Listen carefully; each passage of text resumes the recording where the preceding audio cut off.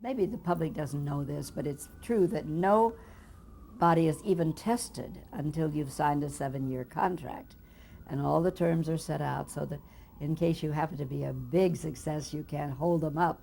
You're bound to the terms of the contract. Anyway, when the picture was finished, they said they were taking up my contract. And I said, well, I'd love to do it. I'd love to come and work for you, but I am, after all, having a baby. Nobody knew it yet.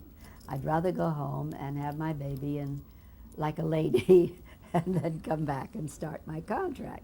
And they agreed to that, so I went back to Connecticut where the swans were swimming on the river and had a very peaceful time of it.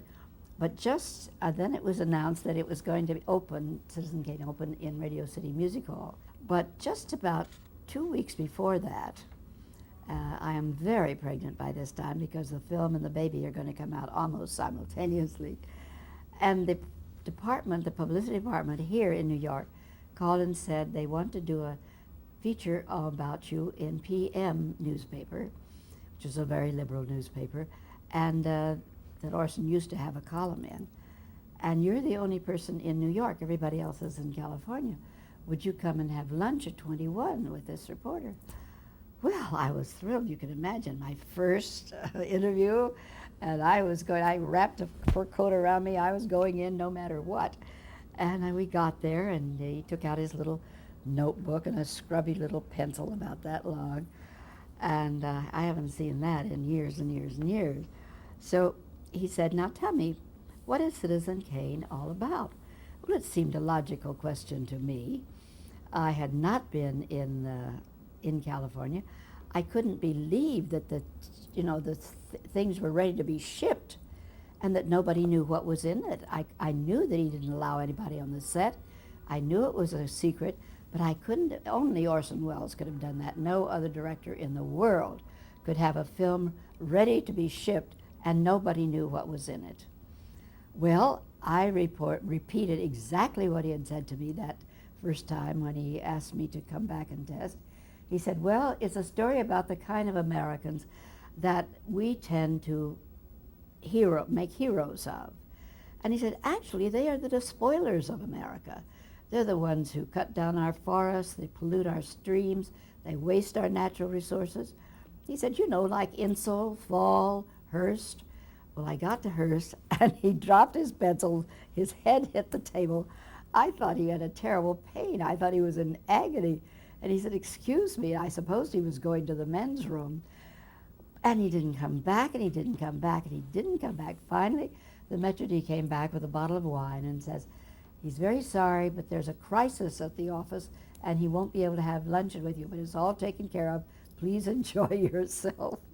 Well, the next morning I knew what had happened because there was headlines all over that it had been pulled from. It wasn't going to be shown because Hearst was suing for invasion of privacy and all sorts of things like that. And this was William Randolph Hearst. Yes, William Randolph Hearst. I had no notion that Hearst was going to be a bombshell, but it was. And I didn't say anything to anybody. I was sick. I thought I'll never work in movies again. I'd just blown my whole career. I didn't even tell my husband what had happened. But of course, then it was all out in the open. And about 15 years later, I was giving a dinner party at my home in Malibu, and the man who had been the editor on Kane, who then became a very fine director himself, who did Sound of Music and a lot of things like that, he said, didn't you ever wonder what had happened after that lunch you didn't have? I said, oh yes, but I agonized over it. I never spoke to anyone about it. I was so afraid I would be blackballed completely. And he said, well, it was early, and because of the time difference, the newspaper called Parsons, Luella Parsons, and she demanded to see the film that afternoon, which was possible because of the 3-hour difference in time. Who was Luella Parsons? Who is Luella Parsons? That's a funny question for somebody that was ever in the movies. She was the most powerful columnist, partly because she was in the Hearst papers. and a very, very strong warrior for Bill Hearst. They all, Papa, they loved him. Everybody did. Not everybody, but the people that worked for him did. She was horrified. They said when the lights came up, her turkey wattles were brilliant red, and she was shaking them all over the place. And she was demanding that they go get the negative and burn it in her presence.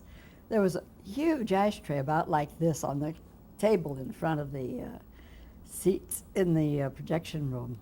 And they could have burned a reel there, but fortunately they didn't. She wanted an immolation scene right then and there. Well, of course, then he immediately put the boycott on everything, and there were suits going back and forth.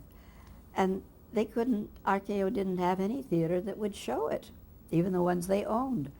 So finally they thought, well, it got to be later and later, and it was actually Orson's manager who had written such a wonderful contract that according to that contract, by law, the RKO had to show it within 3 months after its completion at a major screening room, in a major theater. So they did own the Palace, and they turned the Palace into a movie screen just to screen Citizen Kane. And it was fantastic. They had, that big portrait of him standing up in his shirt sleeves. That was almost halfway up Times Square. It was almost as tall as some of the buildings. And it was a big hoorah. And of course, it was a tremendous success. In the 50-year anniversary, Joseph Cotton and I were having luncheon when Turner did his thing out there. And Joseph said, I've always suspected, in fact, I almost know, that Orson Welles set up that thing too. He knew that if they interviewed you, you would quote him verbatim, which I did.